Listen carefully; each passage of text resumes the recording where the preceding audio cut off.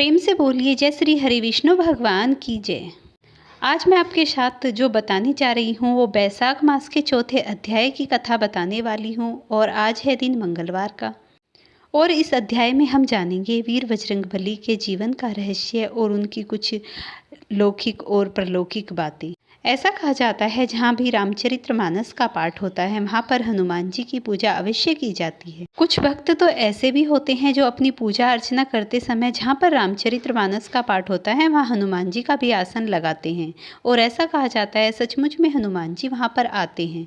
जो सच्चे आस्थावादिक संत होते हैं उनका भगवान के प्रति और श्री हनुमान जी के प्रति दृढ़ और निश्चित विश्वास है कि भगवान जी हनुमान जी अवश्य जहाँ भी पूजा होती है वहाँ पधारते ही हैं। तो सुनिए, किसी नगर में एक पंडित जी रहते थे। उनका रोज डेली की जो उनकी दिनचर्या थी वे रोज रामचरितमानस का पाठ करते और गांव के समस्त लोग डेली आते और कथा का आनंद उठाते और फिर वापस अपने घर को लौट जाते थे। बस पंडित जी का एक ही नियम था, जब वो कथा प्रारंभ करते तो वो यही कहते थे कि बजरंगबली आइए और कथा में पधारिए। वहाँ पर हर रोज बजरंगबली आते और कथा सुनते। उसी नगर में एक वकील भी रहता था, वो भी श्री रामचरितमानस का पाठ पूरे भक्ति भाव और अच्छी श्रद्धा से सुनता था। लेकिन जैसे ही पंडित जी हर रोज बजरंगबली हनुमंत को वहाँ पर बैठने के लिए कहते, उस बात से वे थोड़ा दुखित था और सोचता था कि पंडित जी हर रोज ऐसा बोलते हैं, क्या सचमुच यहाँ पर बजरंगबली आते हैं? तो एक दिन उसने पंडित जी से पूछ ही लिया तो पंडित जी ने कहा, हाँ, यहाँ पर सचमुच हनुमान जी आते हैं। तो वकील अपनी बात को लेकर अड़ गया और उस पंडित जी से कहने लगा, मुझे सबूत बताइए। पंडित जी ने कहा, ये भक्त और भगवान के बीच का संबंध है। अगर आपको कथा में आनंद नहीं आता तो आप कथा छोड़ दीजिए या फिर यहाँ आना बंद कर दीजिए। लेकिन वकील साहब तो अपनी बात पर अड़े हुए थे। उन्होंने कह दिया कि जब तक अपने प्रश्न का उत्तर नहीं जान लूँगा तब तक नहीं जाऊँगा और ना ही कथा छोड़ूंगा। जब पंडित जी और वकील के बीच में ज़्यादा विवाद हो गया तो पंडित जी ने कहा, इस बात का सबूत मैं आपको कल दूंगा। जिस गद्दी पे मैं हनुमंत को बैठाता हूँ उस गद्दी को आप अपने घर लेकर जाना और फिर कल लेकर सभा में वापस आना। पंडित जी ने कथा प्रारंभ की और वकील साहब को कहा कि इस गद्दी पर आप बैठना। अगर इस गद्दी को आप ऊंची उठाओगे तो समझना हनुमान जी नहीं आए, आप बैठे हो, तो आपको सबूत मिल जाएगा।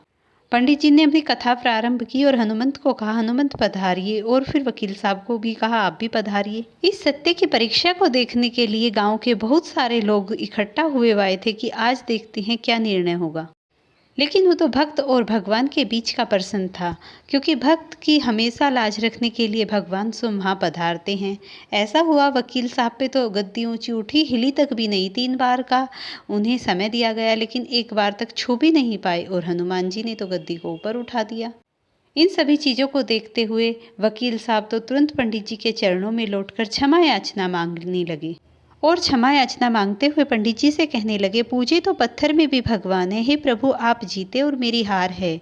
मैंने आप पर संदेह किया, मुझे क्षमा कीजिए। रामलला के अध्याय के बाद अब मैं आपको बैसाख मास की कथा सुनाती हूँ। इन सभी वार्तालाप को देखते हुए मिथिलापुरी नरेश ने कहा कि हे पंडित देव, मैं इन्हीं सभी चीज़ों को देखते हुए आपको धन्य करना चाहता हूँ। आपकी जो कथा है वो कोटि कोटि प्रणाम योग्य है।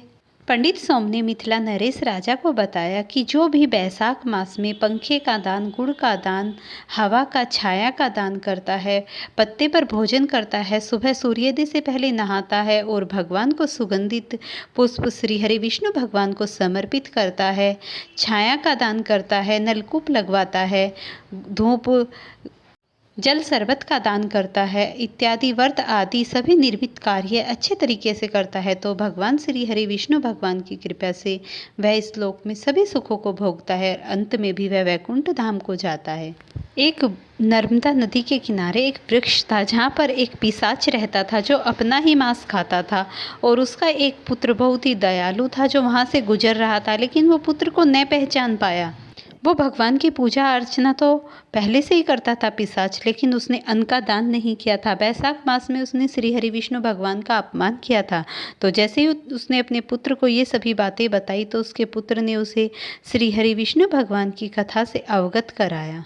निर्मित ने अपने पिता को सारा हाल सुनाया और फिर गंगा जाकर गंगा में स्नान करके अपने पिता के कहे अनुसार बैसाख मास में अन्न का दान किया, ब्राह्मणों को भोजन किया कराया और गरीब दीन दुखियों को खूब दान दिया, तो उसके पिता को मोक्ष प्राप्त हुआ और वो फिर विष्णु लोक को गए, जो उनसे लौट कर वापस नहीं आते। अगर आपको ये वीडियो अच्छी लगी तो मुझे कमेंट करें।